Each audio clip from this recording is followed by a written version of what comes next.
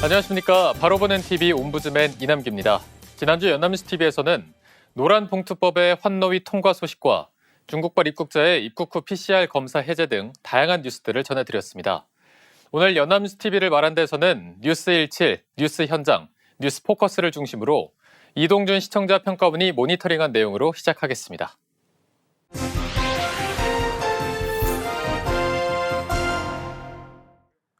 연일 SM엔터테인먼트 관련 뉴스가 뜨거운 주목을 받고 있습니다.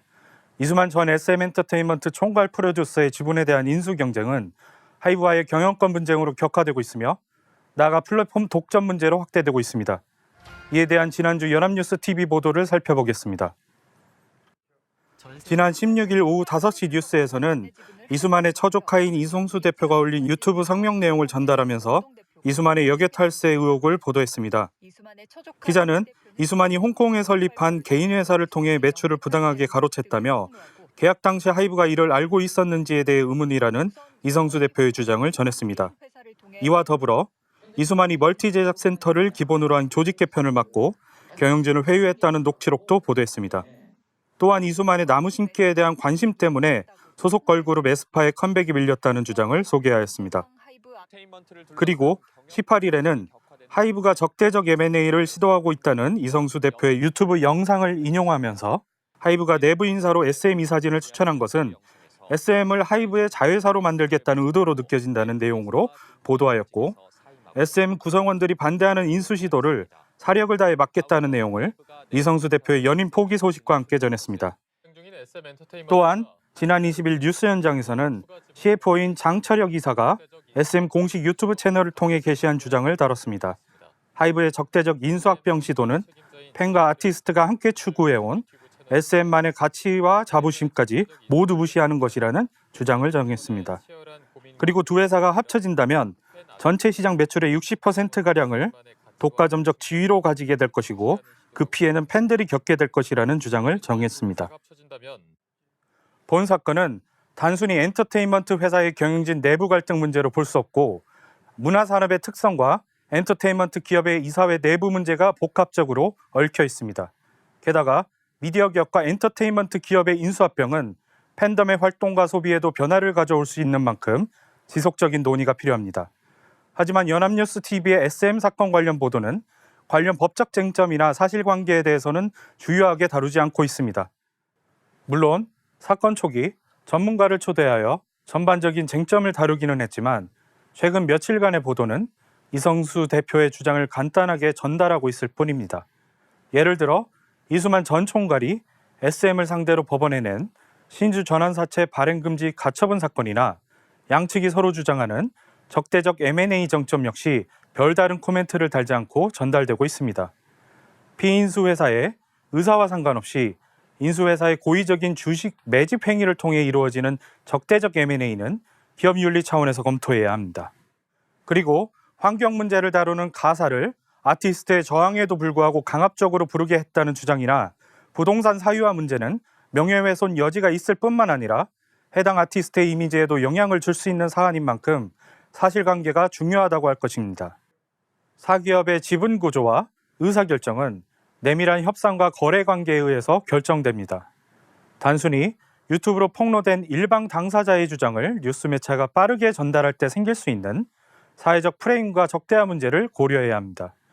SM엔터테인먼트의 최고 의사결정권자와 최대 지분 소유권자의 사적 싸움이나 그 일련의 폭로는 팬덤과 아이돌을 개입시키는 결과를 가져오고 있습니다.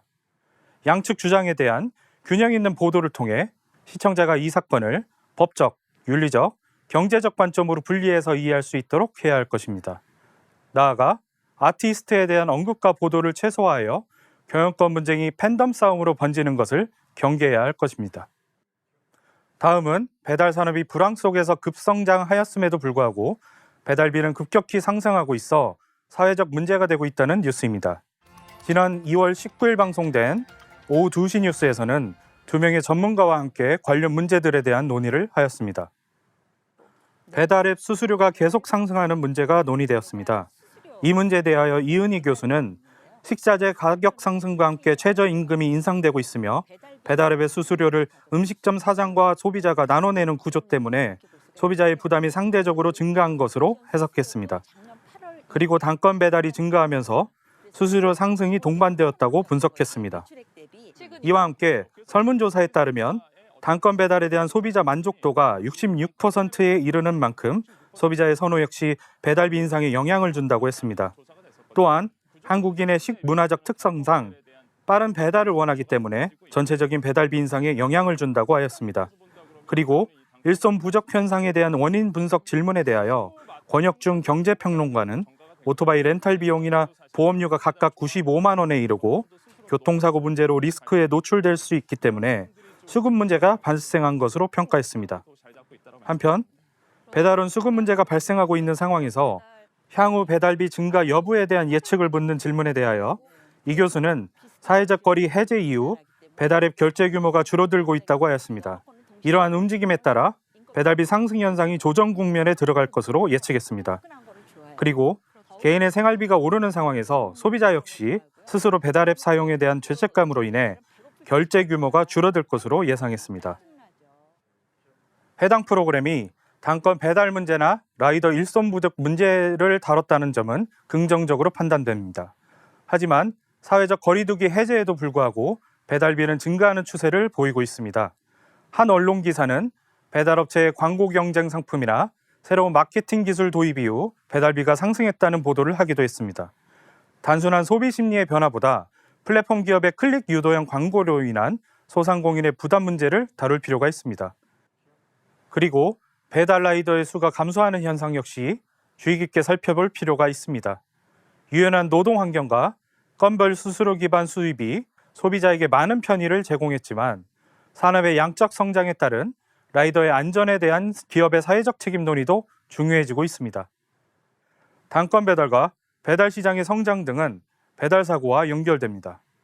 배달 건당 지급되는 수수료형 플랫폼을 통해 일하는 운전자의 경우 월급형 배달 오토바이 운전자와 비교했을 때 그 사고율이 7배에 달한다는 기사가 보도된 바 있습니다.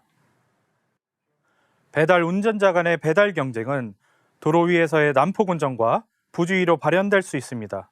또한 배달 플랫폼들의 알고리즘 기술은 도로 사정과 이동 경로 등을 원활하게 반영하지 못해 배달 운전자의 부담을 가중시키기도 합니다. 소비자의 역할과 책임보다 정부 및 산업계의 의지와 고민이 중요한 문제라고 생각됩니다. 배달비의 증가와 물가 상승과의 미시적 관계 또는 코로나 이후 소비 심리 변화에 대한 단순한 해석은 독점화되고 있는 플랫폼 시장에 대한 문제인식과 해결책 도출에 지장을 줄 수가 있습니다. 적절한 질문을 고민하고 좋은 답변을 유도하는 것도 사회자의 역량이자 전문가 패널 토론이 필요한 이유일 것입니다. 지난주 연합뉴스TV는 영화계의 소식도 전했습니다. 일본 애니메이션 슬램덩크가 극장가에서 흥행몰이 중입니다. 한편 영국의 아카데미 영화제에서 박찬욱 감독의 헤어질 결심이 수상하지 못한 이야기도 전했습니다. 지난 16일 오전 6시 출발 600에서는 슬램덩크의 인기가 꺾이지 않고 있다고 보도했습니다. 슬램덩크가 300만 관객을 돌파했고 30, 40대 남성의 관객들의 지지를 넘어 20대 여성 관객까지 끌어들이고 있다고 하였습니다. 또한 원작 만화 역시 불티나게 팔리고 있다고 전했습니다. 기자는 원작 만화의 향수를 가진 30, 40대 남성 관객이 70% 이상을 차지하는 가운데 입소문을 타고 원작을 보지 않은 20대 관객까지 매료시킨 게 그 비결이라고 평가했습니다. 개봉 초기 36%였던 여성 관객 수도 52.6%로 눈에 띄게 늘었다면서 관객들의 반응을 다뤘습니다. 또한 슬램덩크의 단행본 판매량도 100만 부를 넘어섰다고 하면서 슬램덩크의 메시지는 시대를 초월한 감동을 주고 있다고 보도했습니다. 한편 지난 20일 뉴스 포커스에서는 박찬욱 감독의 영화 헤어질 결심이 영국 아카데미상 2개 부문 최종 후보에 올랐지만 수상은 불발됐다고 전했습니다. 19일 영국 런던 사우스뱅크에서 개최된 제76회 영국 영화 TV 예술 아카데미상 시상식에서 외국어 영화상과 감독상을 두고 겨뤘지만 수상작으로 호명되지 못했다고 전했습니다. 영화 슬램덩크는 만화와 애니메이션 그리고 게임의 인기로 연결되는 트랜스미디어 스토리텔링의 성공 사례로 시사하는 바가 크다고 할 수 있습니다. 헤어질 결심 역시 박찬욱 감독이 지난 칸 영화제에서 감독상을 수상한 만큼 해외의 유명 영화제에서 수상을 기대한 사람이 많을 것이라고 생각합니다. 하지만 현재 영화관에서는 관객을 기다리고 있는 많은 작품들이 있습니다. 예를 들어 2016년 전주 콜센터 자살 사건을 모티브로 제작된 영화 다음 소희가 개봉했지만 언론의 주목을 받지 못하고 있습니다. 연합뉴스TV는 과거 칸 영화제에 입성한 정주리 감독의 인터뷰를 보도한 바 있습니다. 하지만 개봉 이후의 보도는 없는 상황입니다. 한국 영화 산업은 멀티플렉스 극장이 도입되면서 비약적인 발전을 하였지만 영화 선택의 다양성 제한 문제가 제기되고 있습니다. 영화 다음 소희는 직장 내 괴롭힘이나 현장 실습 제도와 같은 현대 한국 사회의 구조적 문제를 다루고 있습니다. 지난 22일 한 언론은 다음 소희가 0.9%에 불과한 전체 극장 점유율에도 불구하고 좌석 판매율이 1위를 달성한 것을 보도하며 상영관을 확대해야 한다고 전했습니다. 영화관에서는 드문 역주행 사례가 될 수 있는 만큼 언론의 관심이 필요해 보입니다.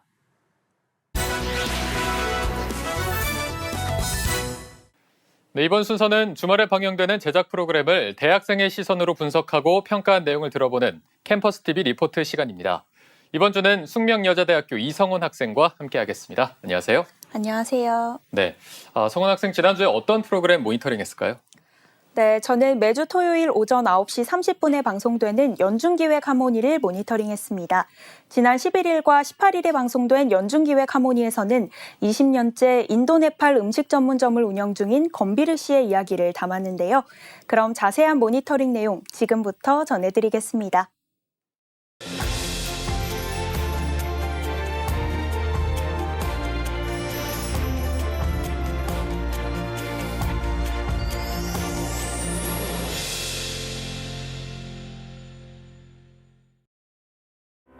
방송은 휴일 이른 새벽에 어딘가로 외출하는 건비르 씨의 모습으로 시작합니다. 식당을 위해 출근하는 시간은 8시, 평소보다 서두른 이유가 있다는데요. 미리 준비해둔 차에 한국 형님, 네팔 형님이라고 소개한 사람들을 태우는 모습입니다. 부여군청에 도착한 건비르 씨. 네팔이랑 부여군이 협력을 맺어서 할 수 있는 일이 있으면 같이 도모를 하는데 그 이야기를 하기 위해 왔다고 합니다.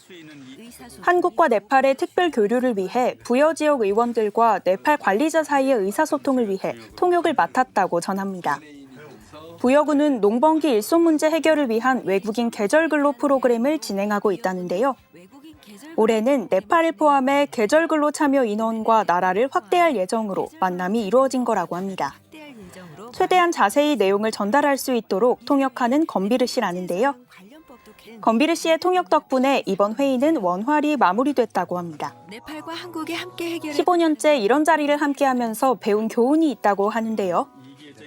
모든 일들이 하루아침에 되는 것은 아니기 때문에 또 많은 사람들이 함께 노력하고 있기 때문에 잘 될 거라고 믿는다는 말을 덧붙입니다. 그날 밤 가게 휴무에도 불을 밝힌 건비르 씨의 식당인데요. 외출 준비에 분주한 은영 씨와 아들 수호의 모습이 보입니다.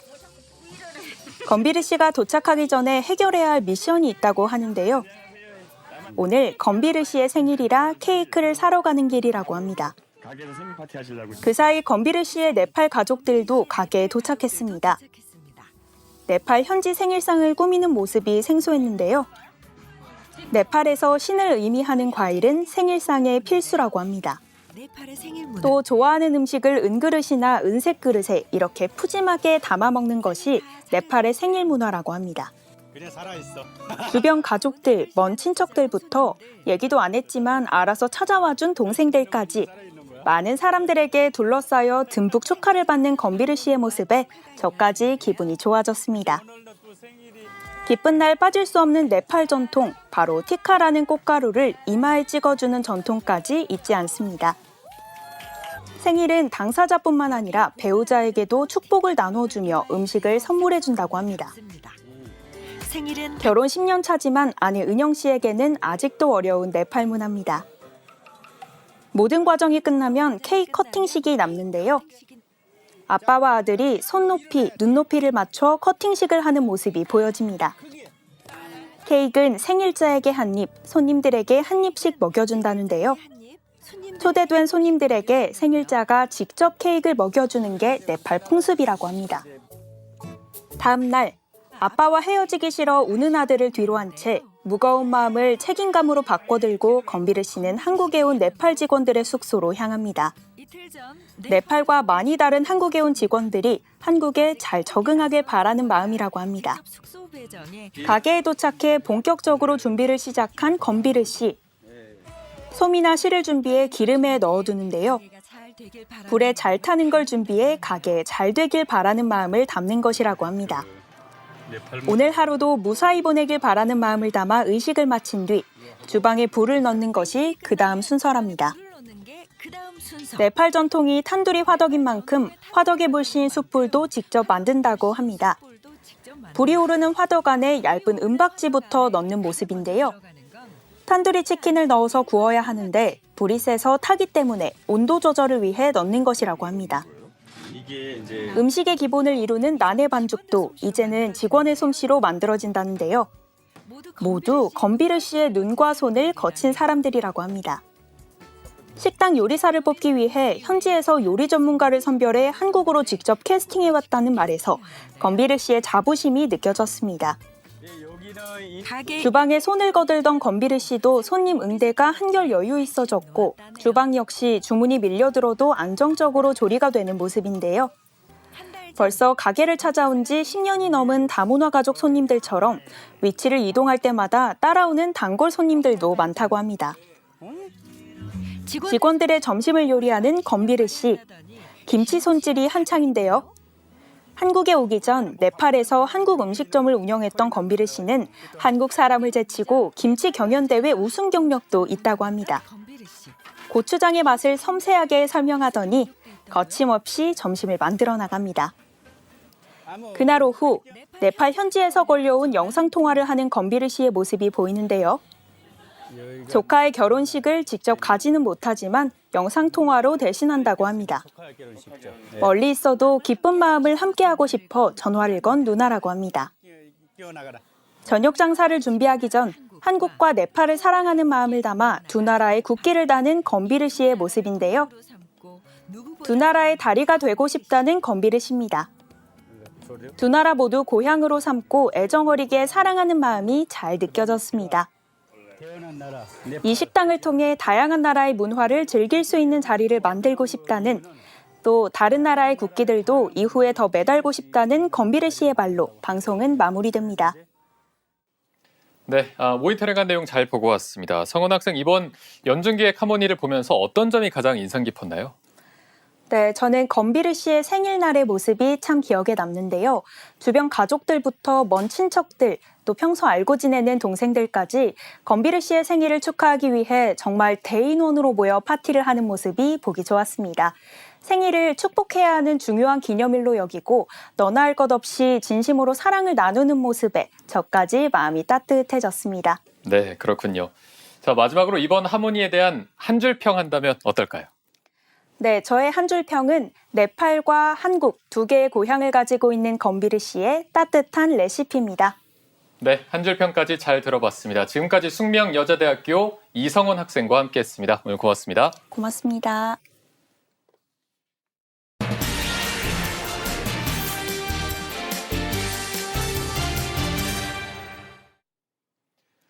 최근 법원에서 내린 사회적 관심이 큰 재판의 판결에 대해 비판 여론이 형성된 두 가지 판결이 있었습니다. 성과급 50억 원이 이례적이지만 뇌물은 아니다라는 판결과 긴급 출국 금지 과정은 위법했지만 직권남용은 아니다라는 두 가지 판결에 대해서 오늘 TV와 비평에서 관련 내용 알아보겠습니다. 한국방송통신대학교 이성민 교수와 함께하겠습니다. 안녕하십니까? 안녕하세요. 네. 자, 곽상도 전 국민의힘 의원이 아들 퇴직금을 통해서 뇌물을 받았다는 혐의에 대해서 1심 재판부가 무죄를 선고했습니다. 그 퇴직금 금액이 50억 원에 이르는데 이 사건의 전반적인 의혹에 대해서 언론에서는 어떻게 보도하고 있습니까? 네, 지난 2월 8일 서울중앙지법이 곽상도 전 의원의 뇌물과 알선수재 혐의에 대한 1심에서 무죄를 선고했습니다. 이번 판결은 대장동 개발 사업을 둘러싼 의혹이 제기된 이후로 핵심 관련자에 대한 사실상 첫 판결이라는 점에서 주목을 받았는데요. 판결이 나오면서 해당 사건의 경과와 판결의 의미에 대해서 다양한 보도가 이어졌습니다. 연합뉴스TV의 보도에 따르면 곽상도 전 의원은 화천대유 대주주 김만배 씨의 청탁을 받아 대장동 사업을 도와주고 아들 퇴직금 명목으로 50억 원을 챙긴 혐의를 받고 있습니다.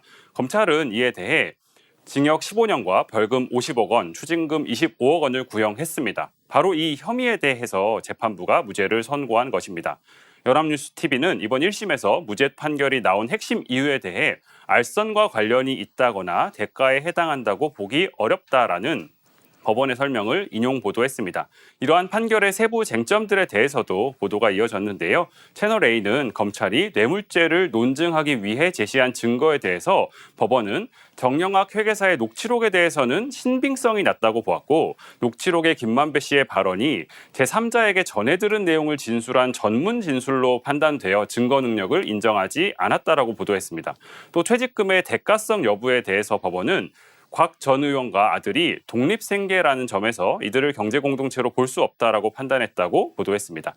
해당 판결이 나온 직후인 13일 검찰은 곧바로 항소했습니다. 연합뉴스의 보도에 따르면 검찰은 특히 곽상도 부자가 경제적 공동체가 아니라는 재판부의 판단이 사회통념과 상식에 부합하지 않는 점, 그리고 녹취록의 증거 능력 등에 대해 다툼의 여지가 있다는 점에 주목하고 있는 것으로 알려졌습니다.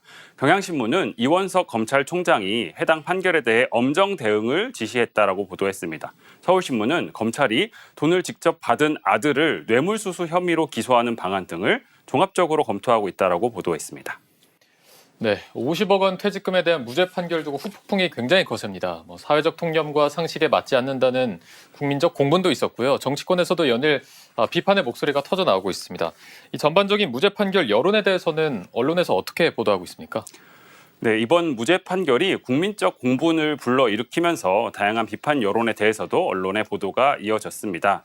SBS는 정의당이 이번 판결에 대해 특검 도입을 주장했고 민주당에서는 특검 자체에는 동의하면서도 범위에 대해서 입장 차이를 보였으며 국민의힘은 무죄 판결의 문제점엔 공감하면서도 특검에는 부정적인 입장을 취했다고 보도했습니다.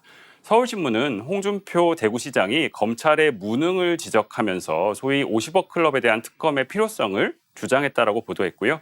뉴스원은 더불어민주당 전북도당 청년위원회가 기자회견을 통해서 상식적인 조사와 처벌을 촉구했다라고 보도하는 등 정치권에서 나타난 다양한 반응들을 보도했습니다. 경향신문은 주로 법조계의 비판을 인용 보도했는데요. 양홍석 변호사의 발언을 인용해서 곽 부자의 관계를 독립생계로 본 재판부의 논리를 비판했고 김남근 참여연대 정책자문위원장의 발언을 인용해서 검찰이 곽병채 씨를 뇌물죄의 공범으로 수사하지 않은 것의 문제점을 비판했습니다.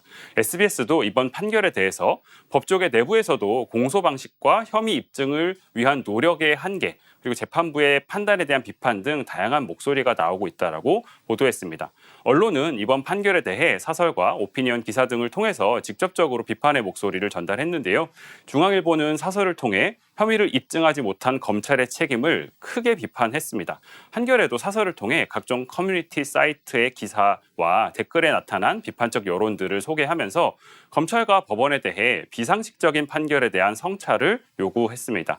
한국일보는 분노 부른 합법적 뇌물 받는 법 판결이란 제목의 사설을 통해 법원의 판결을 비판했습니다. 조선일보도 법원의 판결이 언제나 사회 통념과 같을 수는 없다면서도 상식이나 통념과 현격한 차이가 있다면 법원의 판결과 검찰 수사의 잘못에 대해 검토해야 한다라고 비판했습니다.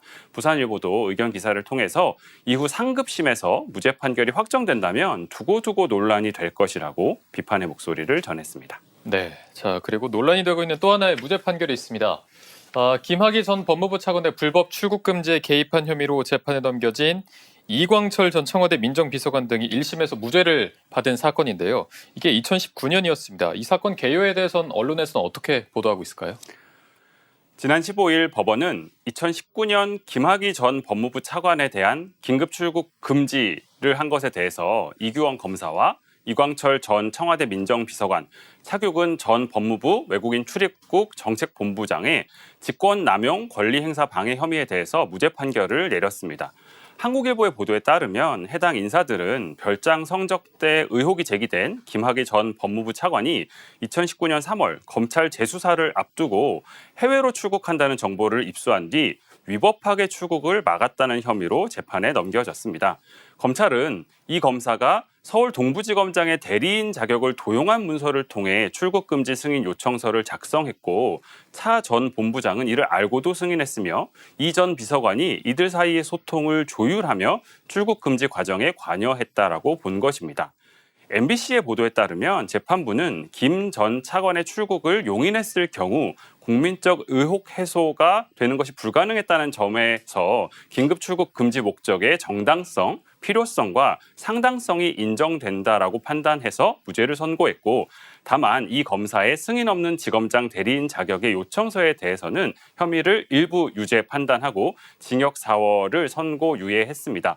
연합뉴스는 재판부가 공개한 무죄 판결문에서 10쪽 분량에 걸쳐서 긴급 출국 금지 조치의 위법성을 설명하고 있지만 이 과정에서 이 검사 등이 직권을 남용했다라고 곧바로 인정되는 것은 아니라고 밝히고 있다고 보도했습니다.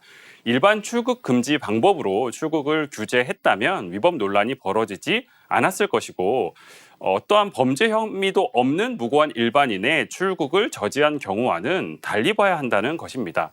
세계일보는 이번 무죄 판결에 대해서 검찰은 증거 관계와 법리에 비추어 수긍할 수 없다라고 밝히며 항소했고 일부 유죄 판결을 받은 이규원 검사도 항소심을 통해 해당 사안에 대해 소명하겠다라는 발언을 인용 보도했습니다. 네, 긴급 출국 금지는 위법하지만 직권남용으로는 볼 수 없다라는 판결에 대해서 법조계와 여론의 평가는 지금 엇갈리고 있는 상황입니다.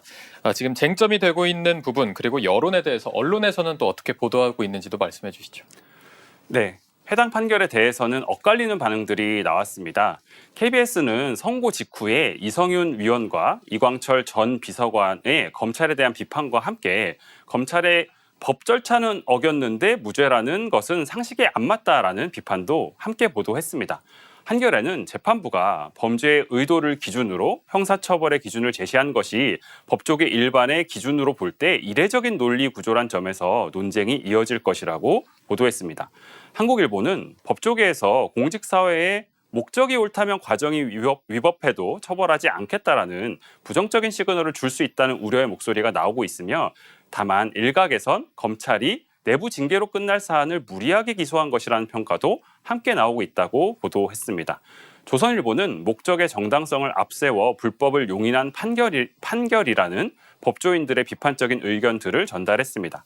해당 판결에 대해서 언론의 반응도 엇갈렸는데요. 한겨레는 사설을 통해 이번 판결로 검찰의 무리한 수사였음이 확인된 것이라고 주장했고 조선일보는 데스크 칼럼을 통해 위법인데도 무죄라는 논리의 위험성을 지적했습니다.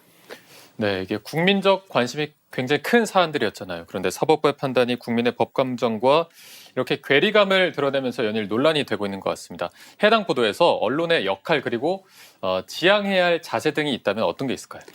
네, 사법부의 모든 판단을 국민의 감정을 근거로 평가할 수는 없을 것입니다. 법리를 통해 엄정하게 따져야 할 문제들을 국민 감정과 여론에만 기대어 판단하는 것은 죄형 법정주의의 근간을 위협할 수도 있다는 점에서 더욱 조심해야 할 부분입니다. 이런 점에서 언론은 무죄나 유죄와 같은 결과 하나만을 두고 감정을 자극하거나 감정적 반응에 무분별하게 올라타고자 하는 유혹에 빠지지 않기 위해 노력해야 할 것입니다. 이런 점에서 단순히 무죄와 유죄라는 결과만이 아니라 그 결과에 이르기 위한 세밀한 법리적 논의를 정확하고 심층적으로 전달하려는 노력이 중요할 것입니다. 그러나 이번에 나온 판결들은 사법적 판단이라는 것이 사회적 맥락과 완전히 동떨어진 진공 속의 결과로만 볼 수 없다라는 점도 분명히 보여주고 있습니다. 때로는 부실한 근거로 기소가 이루어지고 법률이 기계적으로 해석되기도 합니다. 그렇기에 판결의 세부적인 쟁점들을 정확하게 파고들고 사법적 결정의 구조와 과정을 드러내며 때로는 법 자체의 한계를 개선하기 위한 입법적 노력을 강조하는 방식으로 이러한 판단들이 국민의 법 감정과 연결될 수 있도록 매개하는 것 역시 언론의 중요한 역할일 것입니다. 앞으로도 이러한 사법적 판단과 관련된 이슈에서 언론이 한편으로는 냉철한 분석자로서 한편으론 국민의 상식적 판단이 가진 힘과 의미를 대변하는 매개자로서의 역할을 이어나갈 수 있기를 기대합니다. 네, 저희가 오늘 말씀은 여기까지 들어보겠습니다. 지금까지 한국방송통신대학교 미디어 영상학과 이성민 교수와 함께했습니다. 오늘 고맙습니다. 감사합니다. 네, 옴부즈맨 제작진은 시청자 여러분의 다양하고 소중한 의견을 기다리고 있습니다. 방송을 보고 느낀 소감을 연합뉴스TV 홈페이지 시청자 게시판이나 SNS로 보내주시기 바랍니다. 저희는 다음 주에 다시 찾아뵙겠습니다. 여러분 고맙습니다.